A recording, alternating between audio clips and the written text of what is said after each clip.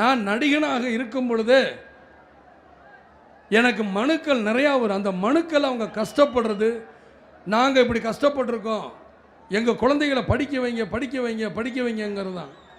அப்போ யோசிப்பேன், எதற்காக இத்தனை கட்சிகள் இருக்குது, எதற்காக இத்தனை ஜாதி சங்கம் இருக்குது, இவங்க யாரையுமே ஏன் படிக்க வைக்க மாட்டேங்கிறாங்க, எல்லாருடைய ரத்தத்தை உரியறதுக்கு மட்டும்தான் அவங்க இருக்காங்களான்னு அப்போ இருந்தே எனக்கு சிந்தனைகள் ஓட ஆரம்பிச்சு.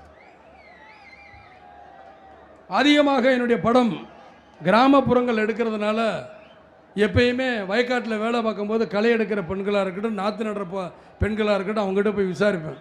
என் ராசான்னு சொல்லி மனசை விட்டு பேசுவாங்க. எனக்கு சின்ன வயசில் ரைஸ் மில்லில் பழகும்போது பெண்கள்கிட்ட தான் அதிகமான பழக்கம். அவங்க தான் வேலை பார்ப்பாங்க. அப்பயும் அவங்களுடைய கஷ்டத்தை சொன்னேன். அங்கே தான் இந்த ஜாதி பிரச்சனையை ஒழிச்சேங்கிறது விஜய் டிவியில் நான் உங்களுக்கு சொல்லியிருக்கேன். இங்கேயும் நான் பெண்கள்கிட்ட பேசும்பொழுது இவங்க சொல்லுவாங்க, அப்புறம் சில நேரத்தில் நீங்கள் யாருக்கு ஓட்டு போடணும், ஐயோ நாங்கள் சொல்ல மாட்டோம் ராசா, இவங்கெல்லாம் ஏதாவது பண்ணிடுவாங்க அப்படின்னு. அப்படி ஒரு பயத்தை ஏற்படுத்தியிருக்கிறாங்க பெண்கள் மத்தியில் இதுவரைக்கும் வந்திருந்த கட்சிக்காரங்க.